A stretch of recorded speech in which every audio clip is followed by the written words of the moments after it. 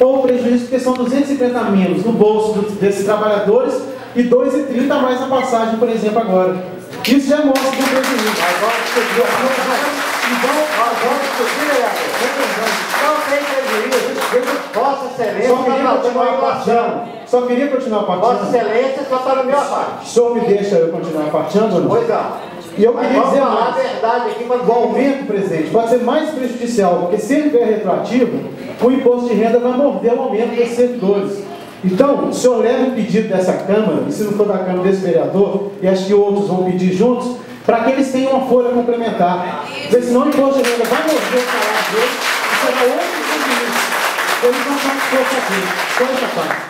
O senhor estava, então nós vamos ouvir depois aqui. Se não estava, eu queria deixar claro para o senhor o seguinte: nós não vamos admitir que usem da database como chantagem para aprovar o aumento. A database, onde ela foi essa contraproposta vai ser votada em sindicato. Então, vereadores, vou pedir ajuda de todos vocês, não sei, com exceção ou com participação do líder, para que desmembre os assuntos. Database é um assunto, aumento do SEMAI é outro assunto.